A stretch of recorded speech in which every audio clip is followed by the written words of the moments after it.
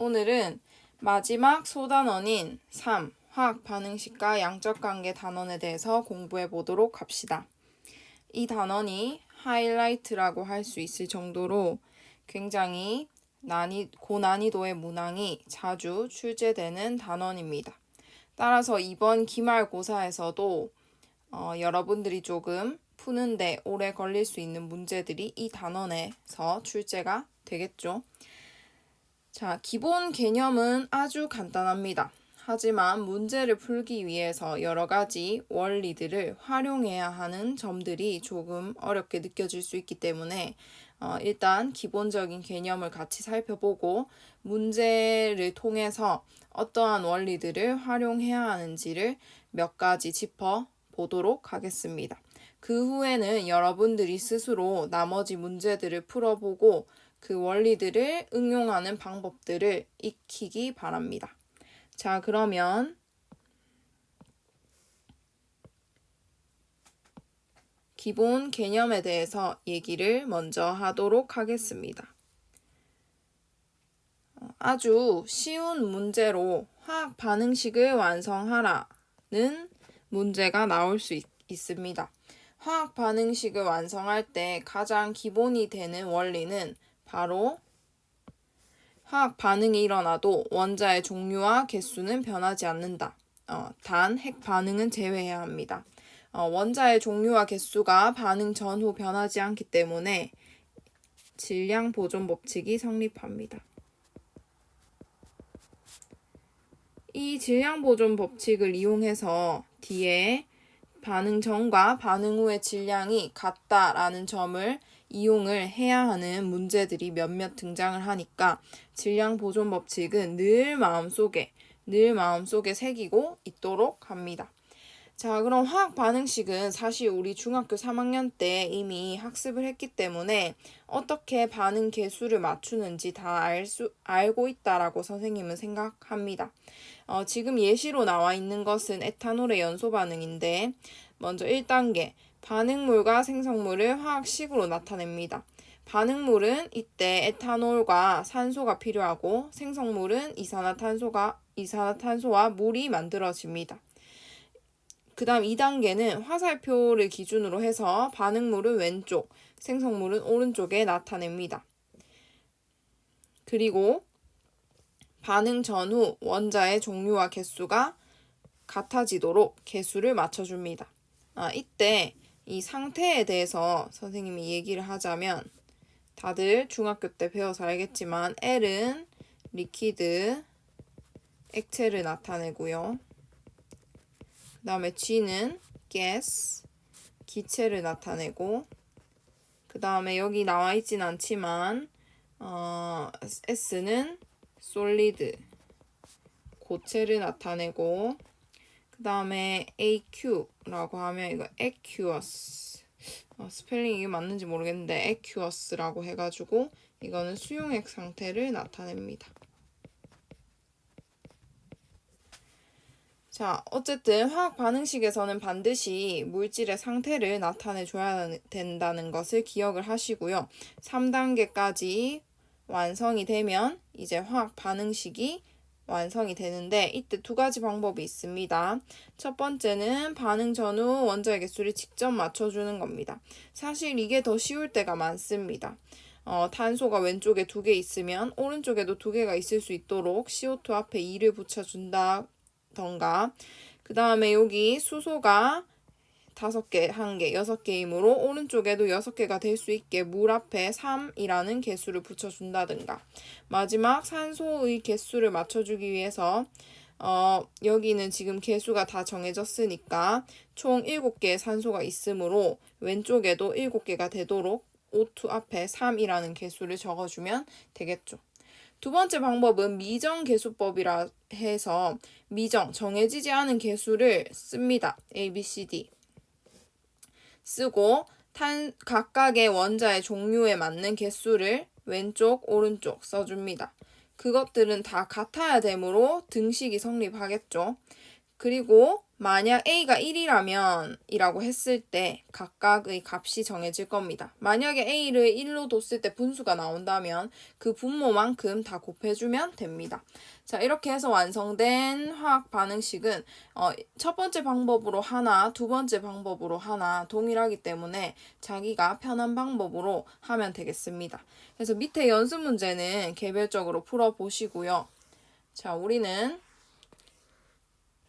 4번, 5번 도 개별적으로 한번 풀어보세요. 이거는 선생님이 생각했을 때는 여러분들이라면 충분히 풀 수 있는 문제라고 생각을 합니다.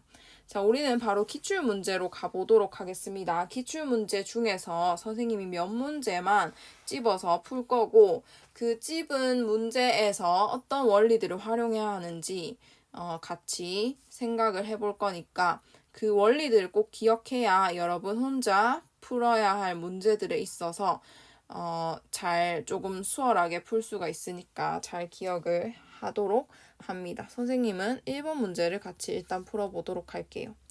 자, 1번은 암모니아 합성 반응의 양적 관계에 대한 학생들의 대화를 나타내고 있습니다. N2, 그 다음에 3H2가 반응해서 두 개의 암모니아 기체 분자를 만들어내고 있습니다.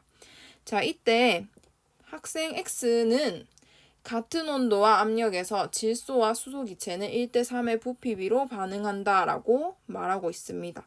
자, 이러한 화학 반응식이 있을 때 개수비가 나타내는 것은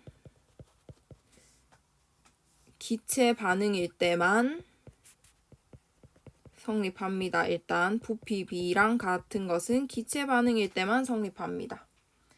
개수비와 부피비는 같습니다. 또한 이것은 기체가 아니라도 성립합니다. 개수비와 몰수비는 같습니다. 하지만 개수비와 질량비는 같지 않죠.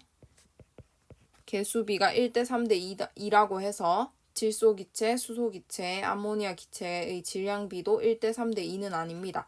왜냐하면 각 물질마다 1몰에 해당하는 질량이 다르기 때문에 질량비는 개수비와 같지 않습니다. 따라서 학생 X의 말은 맞지만 학생 Y의 말은 질량비는 1대2, 개수비인 1대2와 같다라고 했으므로 틀렸고 이때 질량비를 한번 그럼 구해보겠습니다. 자, 몰수비는 개수비와 같으니까 1대 3대 2죠. 자, 그러면 우리는 질량비를 구하기 위해서 몰수로부터 질량은 어떻게 구할 수 있니, 얘들아? 그렇지. 여기에 분자량을 곱해주면 질량이 나오죠. 따라서 분자량 B를 한번 생각을 해보면 N2는 14 곱하기 2니까 28. 그 다음에 수소는 1 곱하기 2니까 2. 그 다음 암모니아는 17입니다. 17. 그러면 곱했을 때 28대 6대 34가 되므로 약분을 해주면 2로 약분이 되나요? 2로 약분을 해주면 3대 17. 질량비는 14대 3대 17이 나옵니다. 따라서 개수비와 전혀 다르다라는 걸 알 수 있죠. 학생 Y는 틀렸고, 자, 반응이 일어나도 전체 기체의 분자수는 변하지 않아 라고 했는데, 자, 개수, 앞에 개수를 보면 지금 한 분자의 질소와 세 분자의 수소가 반응을 해서 두 분자의 암모니아 기체를 만듭니다. 자, 그러면 한 분자와 세 분자가 만나서 두 분자를 만드니까 결과적으로 반응 전에 4개가 있었다면, 분자 4개가 있었다면 반응 후에 2개로 감소를 하게 되죠, 감소. 학생 Z는 기체 분자수가 변하지 않는다고 했으므로 틀렸고, 바르게 고친다면 기체 분자수는 감소해 라고 얘기를 해야 되겠죠. 감소한다. 따라서 제시한 내용이 옳은 학생은 X만 옳은 학생이 되겠습니다. 자, 앞으로의 문제에서 이 관계를 이용을 많이 할 거거든. 질량비, 분자량비를 이용해서 몰수비를 구한다든지 아니면 반대로 몰수비, 분자량비를 이용해서 질량비를 구한다든지 이런 관계를 이용을 많이 할 거니까 요거를 꼭 기억해 두도록 합니다. 자, 그러면 우리는 넘어가서 2번과 3번은 너희가 화학 반응식을 쉽게 맞출 수 있을 것 같고 4번 문제를 한번 같이 보도록 하겠습니다. 4번.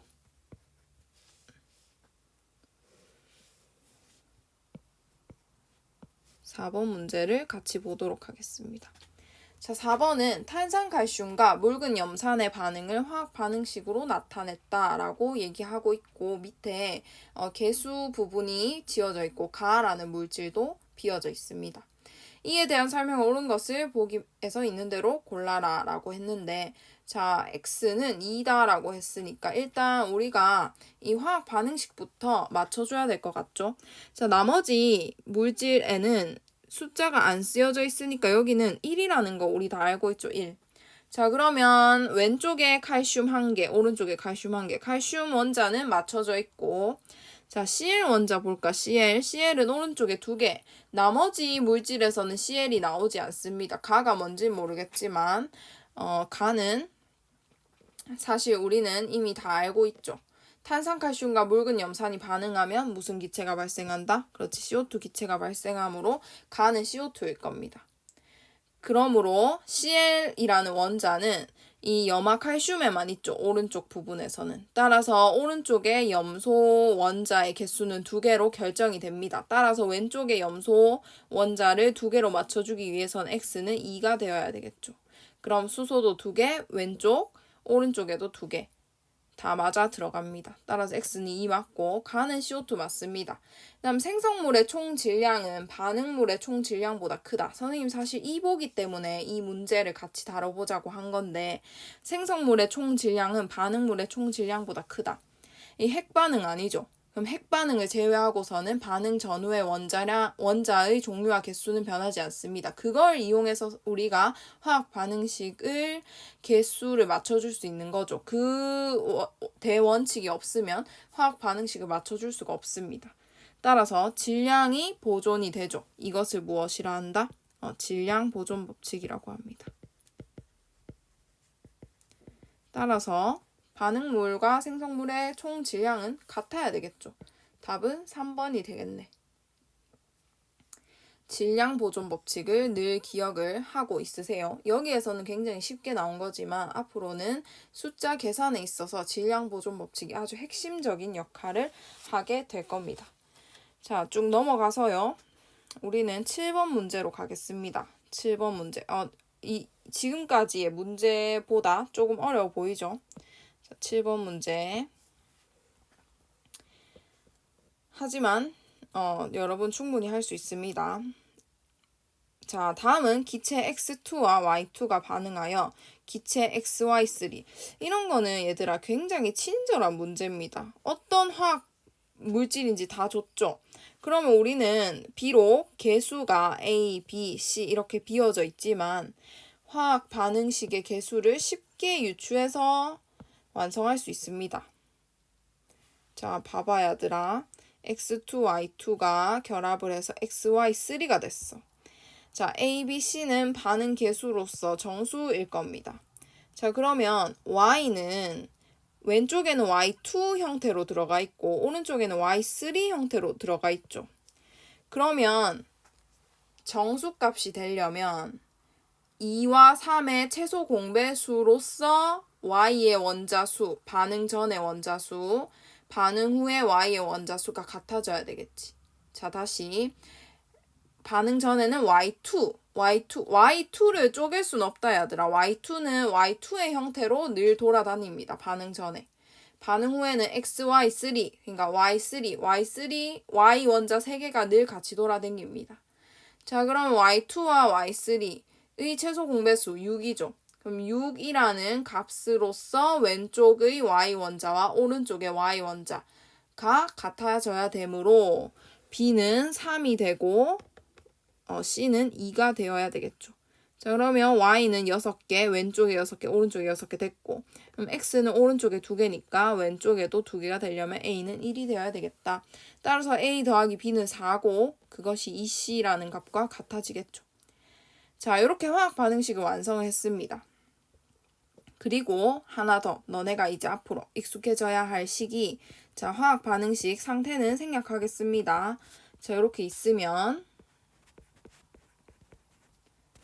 자, 이렇게 있으면 지금 뭘 넣어줬냐면 1몰의 X2 기체와 4몰의 Y2 기체를 용기에 넣어줬대. 그리고 어느 한 기체가 모두 소모될 때까지 반응시켰다. 자, 이렇게 어느 한 기체가 모두 소모될 때까지 이렇게 먼저 소모되는 기체 있죠? 먼저 소모되는 기체가 좀 있어 보이는 말로 한계 반응물이라고 합니다. 반응물은 반응물이에요. X2나 Y2나 둘 다 반응물은 반응물인데 그 물질의 양이 한계치라서 나머지 다른 반응물의 물질이 아무리 더 많이 들어와도 이미 한계치에 도달한 이 반응물 때문에 더 이상 반응이 일어나지 않는 겁니다. 즉, 한계 반응물이 반응을 얼마나 하느냐를 결정을 합니다. 반응량을 결정하기 때문에 매우 중요한 역할을 합니다. 한계 반응물을 기억을 하세요. 자, 그럼 여기서의 한계 반응물은 누굴까? 지금 나타나 있지 않죠? 용기에 남아있는 것은 한계 반응물이 아니겠지. 남았으니까. 남아있지 않고 모두 소모된 것이 바로 한계 반응물이 되겠죠.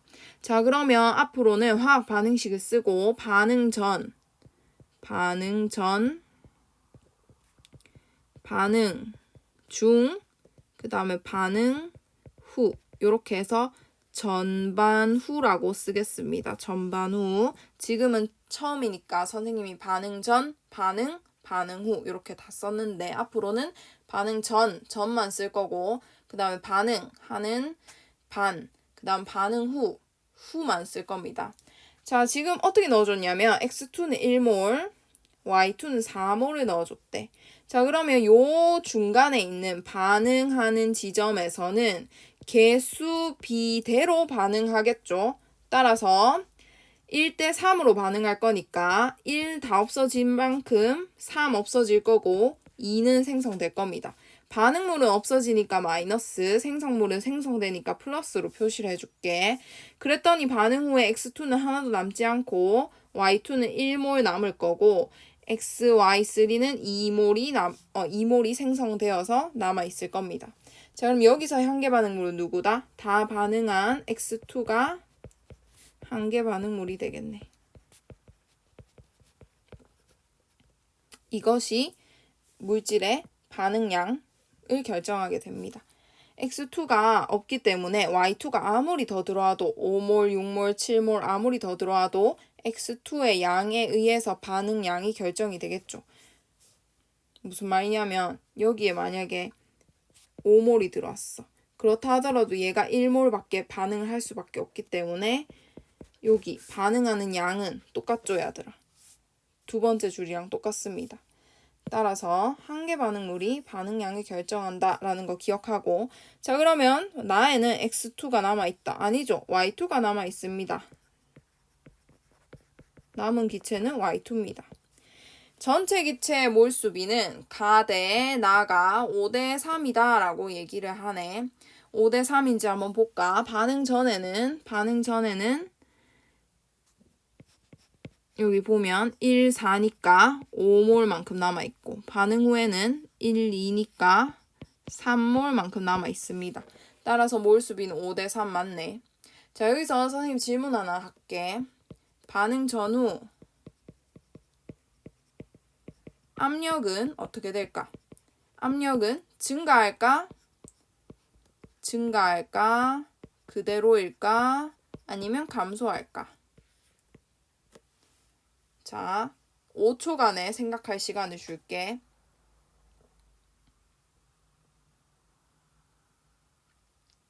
자, 어떻게 될까요, 얘들아? 이것은 화학 반응식을 보면 알 수 있습니다. 자, 화학 반응식을 봅시다. 여기 화학 반응식을 보면 반응 전에 X2 기체 1몰과 Y2 기체 3몰이 반응을 하면 2몰의 XY3 기체가 생성되죠. 즉, 반응 전에 4몰이 있었더라도 반응을 하고 나면 2몰로 감소합니다. 자, 이렇게 부피가 일정한 용기 같은 경우에 몰수가 감소하게 되면 압력은 어떻게 되겠니, 얘들아? 압력은 부피는 일정한데 몰수가 감소하면 압력은 감소하겠죠. 따라서 반응 전의 개수를 보면 반응 전 반응 물질의 개수합, 반응 후 생성 물질의 개수의 합을 비교했을 때 반응 전이 더 크다. 반응 전이 더 크다면 반응 전이 후보다 더 크다면 얘는 감소할 것이고, 전과 후가 같으면 그대로일 것이고, 전보다 후가 크면 증가하겠죠. 단 용기의 부피가 일정해야 되겠지. 이때는 일정한 경우에 되나? 자, 그래서 지금은 감소하기 때문에 압력은 감소할 것이다 라고 생각을 하면 되겠습니다. 그렇기 때문에 몰수도 감소한 것이죠, 지금. 자, 그리고 하나 더 얘기하자면 자, 한 번 반응이 일어날 때를 한번 보겠습니다.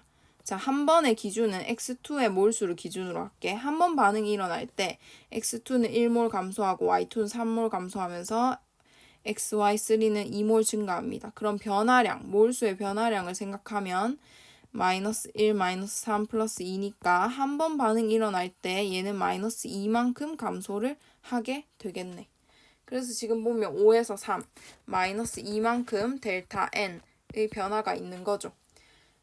요거는 이 문제에서는 활용이 되지 않았지만 이제 나올 다른 문제에서 활용이 될 수 있기 때문에 선생님이 여기서 잠깐 언급을 하고 넘어가겠습니다. 변화량, 몰수의 변화량 혹은 몰수와 부피는 비례하니까 부피의 변화량을 고려하는 것이 어떤 문제에서는 핵심적인 단계가 될 수 있다.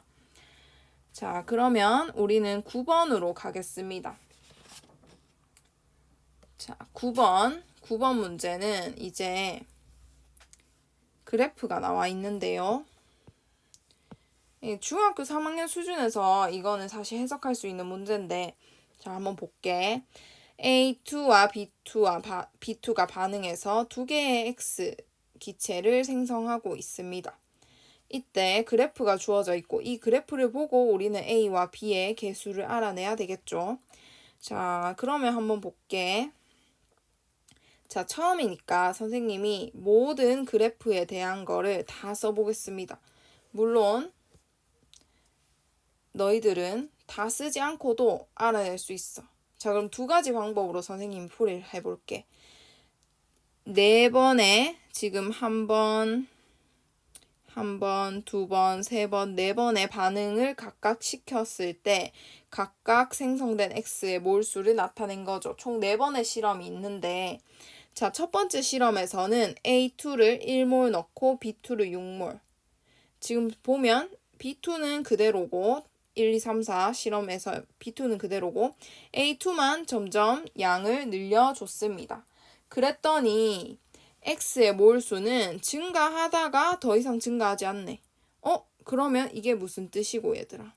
더 이상 증가하지 않는다는 것은 둘 중 A2와 B2 중 한 가지의 물질이 한계에 다달랐다. 한계 반응물이 지금 무엇일까를 생각을 해봐야 되겠죠. 자, 더 이상 반응을 하지 않았네. 자, 처음에는 B2는 충분히 있지만 A2가 없어서 반응을 더 하고 싶어도 하지 못했을 겁니다. 따라서 요 지점까지는 A2가 한계 반응물이었을 거야. 근데 더 이상 X의 몰수가 늘어나지 않는 이 지점부터는 A2를 더 넣어줬더라도 3에서 4 더 넣어줬더라도 X의 몰수가 더 늘어나지 않죠. 그 말은 A2가 아무리 더 늘어나더라도 누가 한계 반응물이므로 B2가 한계이므로 더 이상 반응할 게 없으므로 X가 더 이상 늘어나지 않는다. 더 이상 생성되지 않는다라는 것으로 볼 수 있습니다. 따라서 이 지점에서 선생님은 A2와 B2가 더 이상 반응이 그러니까 A2와 B2가 딱 맞게 반응이 일어났다라는 지점으로 인식을 해서 3대 6 즉 1대2로 반응이 일어났을 것이고 이 개수 B가 A는 1, B는 2. 따라서 둘의 합은 3이라는 사실을 알아냈습니다. 그리고 1대2면은 여기 개수가 2일 때 X가 될 수 있는 분자식은 A, B, 2가 되겠죠. 따라서 3원자 분자가 맞을 겁니다. 이렇게 구할 수도 있고 나는 이 4개의 반응을 차례차례 한번 나타내 볼게. 자, 첫 번째 일단 이렇게 쓰겠습니다.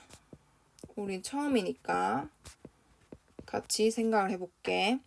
자, 일단 가 상황이죠. 가. 이렇게 적어 놓을게. 자, 그러면 A2는 1몰 넣었고 B2는 6몰을 넣었더니 X가 2몰이 생성되었대. 2몰. 그럼 여기에 A만큼 반응하고 B만큼 반응했겠죠? 개수 B로 반응할 거니까. 그 다음 두 번째. 2죠. 2. 2와 6몰을 넣었더니 4만큼 생성이 됐대. 4. 여기도 역시 개수 B만큼 반응을 할 건데 자, 여기 보면 지금 생성몰이 2배다. 그죠? 그러면 반응하는 양도 2배가 돼야 될 겁니다. 이렇게. 자, 그 다음 세 번째 3몰, 6몰 반응했답니다. 그리고 6몰이 생성이 됐고 그럼 여기도 3배 반응을 할 거죠. 그 다음에 4번 4몰, 6몰 반응을 시켰더니 여전히 6몰이래. 그럼 여기는 3A, 3B가 되어야 되겠죠. 자, 그러면 여기를 보게 되면은 개수 B는 A 대 B 대 2를 만족하고 있습니다. 다들. 자, 그러면은 아까도 얘기했듯이 1, 2, 3, 4 중에서 1번, 2번까지는 더 반응하고 싶어도 A2가 없어서 반응을 못했을 거야. 근데 3번, 4번에서는 A2를 더 넣어줬지만 더 이상 생성물이 증가하지 않는 것으로 보아 B2가 한계 반응물에 다다랐기 때문에 여기서 B2는 다 반응을 하고 0이 되었다라는 사실을 알 수 있겠죠. 따라서 3B는 6이므로 B는 2일 겁니다. 자, 그러면 B가 2라고 했을 때 B가 2라고 했을 때 자, A2의 몰수를 생각을 해보면 A는 얼마일까? 얘가 6만큼 있을 때 만약에 B2가 다 반응을 했다면 얘들이 2와 4만큼밖에 생성이 안 됐을 리가 없죠. 6만큼 반응을 했다면 X도 6만큼 생성이 됐어야 될 겁니다. 그럼 여기서는 누가 한계 반응물이다? 즉 A가 한계 반응물이어야 될 거고 따라서 여기가 00이 되려면 A는 1일 수밖에 없겠죠. 따라서 A는 1. 그럼 아까와 마찬가지로 X의 식은 AB2가 될 것입니다. 따라서 니은까지는 해결이 되고 디귿 반응 후 전체 기체의 몰수는 가와 나가 같다라고 했는데 가와 나를 보면 반응 후 전체 기체의 몰수는 자 여기 보면은 A가 1이고 B가 2니까 여기 4 남고 2 되죠. 그 다음에 얘도 마찬가지 A가 1이고 그럼 요 2 얘는 4 그럼 2 되고 4 되죠. 그러면 반응 후 기체의 몰수는 둘 다 6이니까 가와 나가 같은 게 맞겠네. 자, 이렇게 생각해도 되고 아니면 이렇게 생각해도 됩니다. 어떻게 생각할 수 있냐? 지금 한 번 반응이 일어날 때 자, 요 식을 선생님이 정리를 해서 하나의 형태로 나타내 볼게. 자, A2와 B2 자, 이렇게 쓸 수 있죠. 자, 그러면 얘는 가랑 나를 보면 나는 반응 전 몰수가 가는 7몰이고 나는 8몰입니다. 반응 후의 몰수는 얼마인지는 모르네. 얼마인지는 모르죠. 근데 X의 몰수를 보면 가는 2몰이고 나는 4몰입니다. 자, 아까 혹시 선생님이 했던 말 기억나니? 델타 N을 보면 선생님이 아직 얘기를 안 했구나. 자, 여기서 선생님이 한 가지 얘기를 하도록 하겠습니다. 자, 여기 위로 올라가서 선생님이 예시를 하나 들어보도록 할게. 그것은 어떤 예시냐면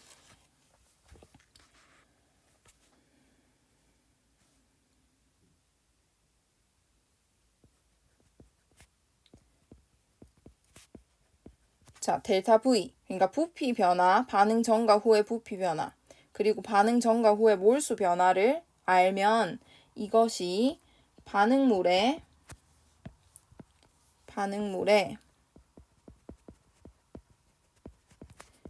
반응 양과 생성물의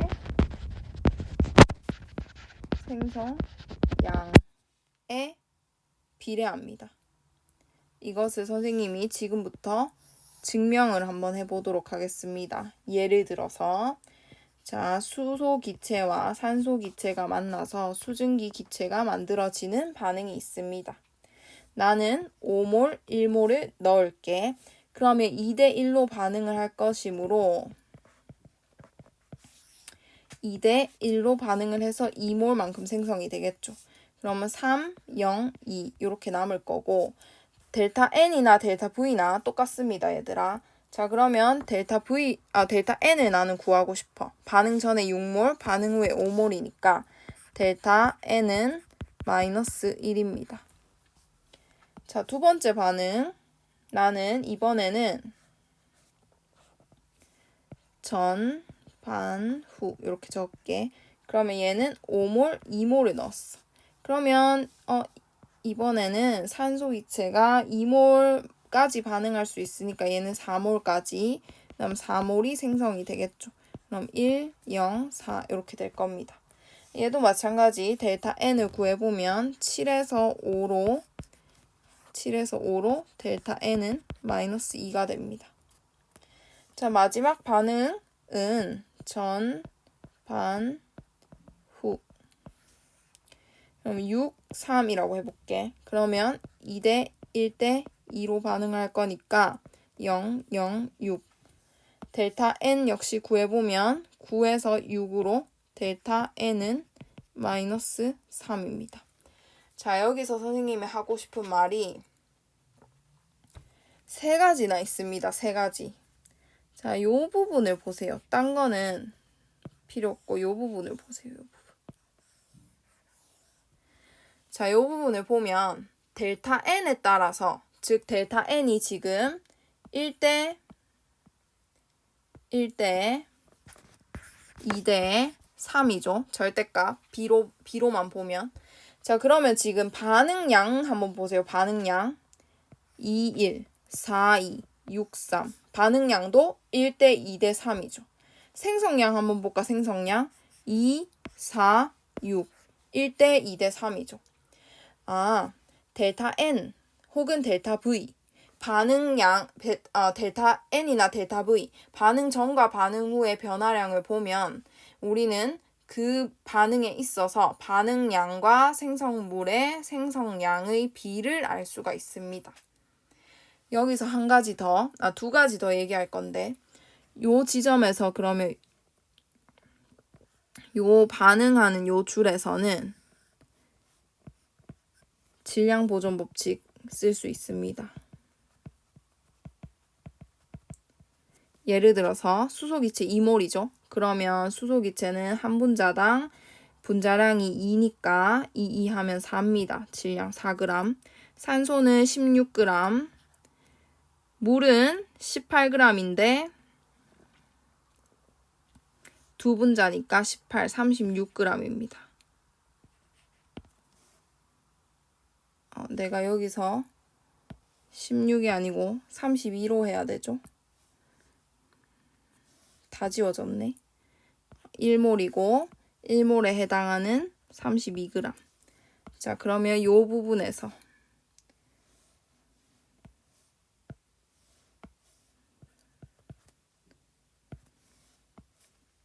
요 부분에서 질량 보존 법칙 성립합니다. 4g 더하기 32g 하면 36g 나오죠. 없어진 질량만큼 생성물에서 생성이 됩니다. 마찬가지 어디에서도 질량 보존 법칙이 성립하냐? 반응 전과 반응 후의 질량을 살펴보면 질량 보존 법칙 성립합니다. 자, 얘는 몇 g이냐? 지금 10g이죠. 10g. 그 다음에 얘는 32g이죠. 그럼 반응 전에 42g입니다. 반응 후도 한번 보면 반응 후 6g이죠. 그 다음에 얘는 36g이니까 얘도 42g 토탈. 따라서 반응 전과 반응 후의 질량 보존 법칙도 성립하고 반응이 일어나는 요 부분에서 반응물이 없어진 질량만큼 생성물이 생성되는 질량 사이에도 질량 보존 법칙 성립합니다. 이것이 선생님 말하고 싶은 두 번째. 그 다음 세 번째는 뭐냐면 마지막 세 번째는 한계 반응물을 찾아라 인데 한계 반응물을 찾을 때는 지금 내가 5몰과 1몰이 반응했다. 5몰과 2몰이 반응했다라는 사실만 알고 반응 전과 후의 몰수를 비교하면 마이너스 1, 마이너스 2, 이 B가 1대 2라는 것만 알고 있어. 그럼 이때 한계 반응물은 어떻게 찾냐? 자, 얘들아 H2는 그대로죠. H2는 그대로인데 얘가 1대 2입니다. 그 말은 반응량이 1대 2입니다. 근데 반응량은 누가 결정한다고? 한계 반응물이 결정한다고. 델타 N은 1대 2인데 반응량도 그럼 1대 2죠. 그럼 한계 반응물도 몇 대 몇이어야 돼? 1대 2여야 되겠지. 그러면 반응물 중에서 5, 1 넣었고 5, 2 넣었는데 반응물 중에서 1대 2의 비를 찾는 게 바로 한계 반응물이겠지. 1대 2의 비를 갖는 O2가 바로 여기서 이 두 반응에서 한계 반응물이 됩니다. 아니나 다를까 두 반응에서 모두 O2는 0이 되죠. 반응 후에. 그 말은 한계치였다. 얘는 반응할 만큼 다 했다. 자기 한계 끝이 났다 라는 의미가 되겠습니다. 자, 이런 식으로 델타 N 혹은 델타 V를 이용하면 반응물과 생성물의 반응량 그리고 생성량에 비례한다라는 사실을 이용해서 가장 중요한 것은 한계 반응물을 찾을 수 있고 얼마나 반응하는지 얼마나 생성되는지를 찾을 수 있고 그 다음에 이 반응식 과정에서 질량 보존 법칙까지 성립한다라는 세 가지 사실 알 수 있습니다. 자, 그럼 원래 문제로 돌아올게. 원래 문제로 돌아와서 요거를 적용을 해본다면 자, X의 몰수. 이게 곧 생성물의 생성량이죠. 생성량의 B가 1대 2입니다. 자, 그 말은 얘들아 뭐야? 델타 N이 비례하니까. 자, 비례하니까 델타 N이 1대 2라는 뜻이죠. 자, 그러면 우리는 지금 봐봐. 얘가 A2가 가에선 1몰이었어. 1. 그러면 그리고 가에서 A2가 한계 반응물이라는 것도 알고 있죠. 그럼 가에서는 1만큼 반응하고 2만큼 없어져서 2만큼 생성되면 한 번 반응이 일어날 때 1회 반응이 일어날 때 델타 N은 A2 1몰 없어지고 B2 2몰 없어지고 AB2 2몰 생기면 델타 N은 마이너스 1이죠. 한 번 반응이 일어날 때 몰수의 감소량이 1입니다. 그럼 나에서는 마이너스 2, 그러니까 A2가 2몰 넣어줬으니까 두 번 반응하는 것과 같지? 그럼 델타 N은 얼마겠어? 한 번 반응할 때 마이너스 1이니까 두 번 반응할 때 마이너스 2겠죠? 볼까? 마이너스 4 플러스 4니까 델타 N을 구하면 다 더했을 때 마이너스 2 되죠. 자, 그러면 델타 N은 마이너스 1일 거고 마이너스 2일 거다. 그러면 반응 후에는 얘는 6일 거고 마이너스 1 하면 얘는 마이너스 2 하면 6이겠죠. 똑같이 6 몰이므로 가와 나의 반응 후 전체 기체의 몰수는 같습니다. 지금 당장은 좀 익숙하지 않아서 두 번째 방법이 더 복잡해 보일 수도 있는데 좀 더 익숙해지면은 이 방법이 오히려 더 쉽다라고 생각할 수 있을 겁니다. 근데 시간이 없으면 그냥 직접 아까처럼 선생님처럼 구해서 하는 것도 방법입니다. 그냥 이렇게 머리 쓸 시간이 오히려 더 헷갈리고 촉박하다면 직접 해보는 것도 더 빠른 방법이 될 수 있습니다. 선생님은 항상 손이 머리보다 빠르다라는 생각을 가지고 있기 때문에 손이 오히려 손을 빨리 놀리는 것이 실수만 없다면 더 빠른 해답을 찾는 길이 될 수 있겠죠. 자, 그래서 많은 내용을 조금 공부를 했습니다. 기억해야 될 것은 요겁니다. 델타 N 혹은 델타 V를 이용해서 반응물의 반응량과 생성량에 비례한다는 사실을 알 수 있고 그걸 이용해서 한계 반응물을 구할 수 있다. 자, 그러면 우리는 10번 문제로 넘어가겠습니다. 10번 문제와 14번 문제만 하고 선생님은 이만 마치도록 할 거고 너네들은 선생님 좀 이따 마칠 때 어떤 문제를 풀어야 되는지 얘기를 해줄게. 일단 10번 문제로 가겠습니다. 10번 문제. 자, 10번 문제. A와 B가 반응을 해서 C가 생성되는 반응이 있는데 반응 후 A는 완전히 소모되었고 남은 B와 생성된 C의 질량비는 3대 4였다. 자, 선생님 여기 옆에 반응식을 써보겠습니다. 자, 이 반응식에서 아까 혹시 기억나니? 탄산칼슘 그 문제였나? 자, 1번 문제였네. 몰수비와 분자량비, 질량비 간의 관계를 이용하는 문제가 드디어 나왔습니다. 자, 다시 10번 문제로 돌아가 볼게. 10번 문제. 자, 질량비가 3대 4였대. 그럼 여기서 A와 B의 분자량비를 구하라네. 그럼 질량비 나왔고 분자량비 알고 몰수비 아니? 몰수비 알지. 왜냐면 우리는 개수비를 알고 있으니까. 그러면 B와 C의 질량비만 알아서는 A와 B의 분자량비를 알 수는 없겠지. A와 B의 반응하는 질량비를 알아야 되겠죠. 그러면 몇 번째 줄이 필요하다? 우리에겐 두 번째 줄이 필요하겠네. 두 번째 줄. 전, 반, 후에서 여기 두 번째 줄에서의 질량 반응 비를 구해야 A와 B의 질량비를 구할 수 있을 것이고 몰수비는 1대2라는 거 아니까 분자량 B까지 나오겠죠. 자, 뭔지는 모르겠어. 지금 주어져 있는 거는 B와 C의 질량비만 알려줬어. 그럼 3대 4라고 했으니까 선생님이 임의로 3W, 4W라고 하겠습니다. 사실 W 안 붙여도 무방합니다. 어차피 여기서도 B만 구할 거기 때문에 3대 4라고 할게. 자, 그럼 여기서 기억나니 얘들아?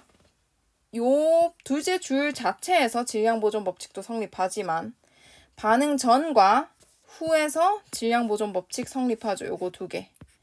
질량보존 법칙 성립해야 됩니다. 따라서 반응 후에 3대 4, 즉 더해서 7이라면 반응 전에도 7이어야 되는데 아주 중요한 힌트를 놓칠 뻔했죠. 같은 질량의 기체 A와 B를 넣었대. 같은 질량. 그러면 반응 후에 7이야. 그거를 같은 질량만큼 쪼개. 그럼 3.5, 3.5만큼 넣어줬다라는 얘기가 되겠죠. 자, 그러면 B는 3만큼 남았어. 얘들아, 여기서 주의해야 될 것은 선생님이 쓴 것은 질량이다. 모을수가 아니고 질량으로 계속 쓰는 겁니다. 질량으로 계속 쓰는 겁니다. 자, 그러면 3.5에서 3만큼 남으려면 0.5의 질량만큼 반응을 했을 거고 A는 다 반응을 했으니까 완전히 소모됐으니까 없어졌을 거고 0. 그러면 자, 둘째 줄 자체에서도 질량보존 법칙 성립하죠. 따라서 3.5, 0.5 없어졌을 때 C는 4만큼 생성이 될 것입니다. 질량비를 구했네. 질량비는 3.5대 5대 4이므로 3.5대 0.5대 4이므로 2를 곱해줄게. 2를 곱하면 7대 1대 8이 되겠네. 자, 근데 우리는 이것이 궁금한 게 아니고 분자량비가 궁금한 것이지. 몰수비는 1대 2대 1이죠. 왜냐하면 개수비랑 똑같으니까. 그러면 질량을 몰수로 나눴을 때 분자량을 알 수가 있죠. 분자량 B는 따라서 나누자 하면 7대 2분의 1대 8이므로 14대 1대 16이 되겠네. 따라서 7대 1이라고 했으니까 틀렸죠. 14대 1이죠. A 대 B는. 그 다음에 반응 후 실린더에서 B와 C의 몰수비는 12대 1이다. 자, 요거는 어떻게 구할 수 있을까? 를 생각을 해보면 지금 몰수비가 1대 2라는 거 알고 있죠. 1대 2. 어차피 여기도 B니까 1대 2라는 거 알고 있습니다. 그러면 빨간색으로 쓴 건 선생님 몰수비 쓴 거죠. 그럼 0.5g이 2몰이면 3g은 몇 몰이니 얘들아? 6배죠. 6배. 그럼 얘도 6배니까 12가 되겠네. 그럼 C도 마찬가지 1대 2대 1이니까 1대 2대 1이죠. 4g이 1이라고 치면 4g이 1이겠네. 그럼 12대 1 바로 나오나? 그 다음 반응 전과 후 실린더 속 전체 기체의 밀도비는 13대 15이다. 반응 전과 후에 무슨 법칙 성립한다? 질량 보존 법칙 성립한다. 따라서 밀도는 부피분의 질량인데 질량 보존 법칙 성립하면 질량은 일정하죠. 안 건드려도 되죠. 그럼 부피 B만 생각하면 되겠네. 부피는 뭐에 비례하니까? 몰수에 비례하니까 반응 전과 후에 몰수만 생각을 해주면 되겠다. 몰수는 빨간색으로 쓰기로 했으니까 빨간색으로 계속 써주면 자, A는 3.5g이 1몰이니까 반응 전에도 3.5g이 1몰일 거야. 그 다음에 B는 0.5가 2몰이라고 했으므로 3.5는 14몰이겠죠. 7배 해야 되니까. 그럼 반응 전의 몰수는 전체 15몰이고 따라서 부피는 15입니다. 15분의 1. 질량 어차피 똑같으니까 반응 전. 그 다음 반응 후는 여기 있네. 반응 후는 아까 다 구해놨지. 12대 1이니까 13분의 1. 그러면 반응 전과 후의 밀도비를 생각하면 13대 15가 나오네.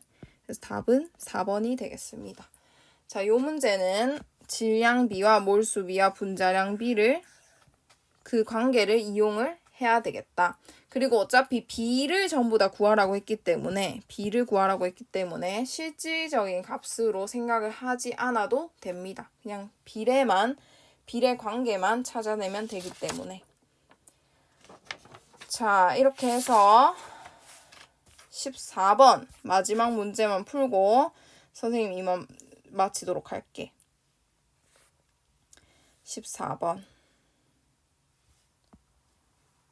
14번은 아까 선생님이 얘기했던 한계 반응물을 찾는 단계가 아주 핵심인 그런 문제입니다. 왜냐하면 문제에 얘들아 지금 반응식 나와 있고 B가 모두 소모되었다라고 나와 있지만 만약에 이것이 나와 있어야 되긴 한다. B가 모두 소모되었다라는 말은 B가 한계 반응물이란 뜻이죠. 그리고 중요한 것이 반응 전과 후에 전체 기체의 부피가 나와 있습니다. 이거를 보는 순간 뭘 구하고 싶다? 델타 V를 구하고 싶다는 생각이 딱 들어야 돼. 델타 V는 지금 플러스 3V고 플러스 3V죠. 델타 V가 같네? 델타 V는 뭐에 비례하는데? 반응량과 생성물의 생성량에 비례하잖아. 반응량은 누가 결정하는데? 생성량은 누가 결정하는데? 한계 반응물이 결정하잖아. 더 반응하고 싶어도 한계 반응물이 고정되어 있으면 더 이상 반응할 수가 없죠. 근데 한계 반응물은 누구인 걸 우리가 알죠? B라는 걸 알죠. 그럼 그 말은 뭐야 얘들아? 지금 델타 V는 같아. 그럼 반응량과 생성량도 실험 1과 2에서 같아야 돼. 반응량과 생성량을 결정하는 건 B 한계 반응물이야. 그러면 B라는 물질의 양은 실험 1과 2에서 어때야 될까? 자, 다시 델타 V는 3V, 3V로 실험 1과 2에서 같대. 델타 V는 반응물의 반응량과 생성물의 생성량에 비례하는데 그것은 한계 반응물이 정하고 한계 반응물은 실험 1과 2에서 둘 다 B라고 줬어. 그러면 B라는 물질이 어때야 반응량과 생성물이 똑같으며 델타 V까지 똑같을까? 그렇지. 반응물인 B가 그 양이 같아야 되겠죠. 그래야만 반응량과 생성량이 똑같을 것이고 델타 V까지 똑같아질 수 있겠죠. 따라서 W는 51이다. 이거는 뭐 묻지도 않아요. 기억, 니은, 디귿에서. 왜냐하면 이 단계가 꼭 필요한 필수 단계고 너네가 꼭 쉽게 찾아야 할 단계이기 때문에. 그럼 W는 51g이다. 라는 사실 알아냈습니다. 자, 그러면 B가 차지하는 부피는 실험 2에서나 실험 1에서나 같죠. 반응 전에 5V, 6V가 있는데 이 중에서 B가 차지하는 부피는 같고 A에 의해서만 반응 전과 반응 후의 부피가 차이가 날 겁니다. A는 실험 1에서는 16g, 실험 2에서는 24g 있었으니까 8g만큼 늘어났더니 V만큼 더 만들어졌죠. A 8g만큼 늘어났더니 V 리터더라 그게. 자, 그러면 A는 16g이 바로 2V를 나타낼 거고 3V를 나타낼 거고 그럼 5V 중에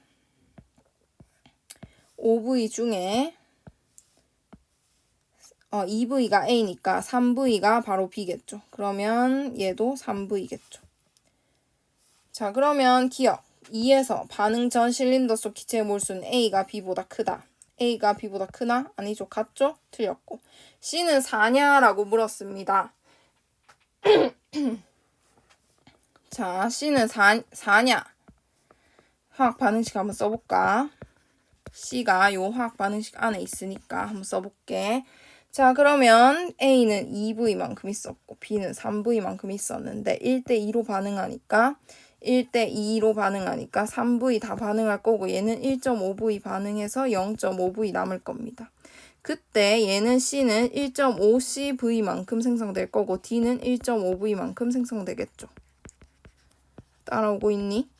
자, 그러면 얘들을 다 더했을 때 8V가 나와야 되니까 2V 더하기 1.5CV는 8V, 1.5CV는 6V. 따라서 C는 4가 나옵니다. 반응 후 실린더 속 D의 질량은 1에서와 2에서가 같다. 자, 요것도 얘들아 직접 구해보는 방법이 있고 생각을 하는 방법이 있어. 직접 구해보는 거는 너네가 할 수 있으니까 해보시고요. 생각하는 방법은 D는 생성물이죠. 생성물의 생성량은 누가 결정한다? 한계 반응물이 결정한다. 한계 반응물이 B죠. B의 양은 같죠. 그러면 B가 같으면 한계 반응물도 같으니까 생성량도 같다. 따라서 D의 질량은 1이나 2나 같을 겁니다. D의 질량, D의 몰수라고 해도 똑같죠. 몰수에 어차피 D의 분자량 혹은 화학식량을 곱하면 D의 질량이니까. 그냥 이건 너네 약간 속으라고 낸 거지. D의 몰수, D의 질량 어차피 똑같습니다. 왜냐하면 D의 질량은 D의 몰수에다가 D의 화학식량을 곱하기만 하면 같은 값을 곱하기만 하면 구하는 거니까.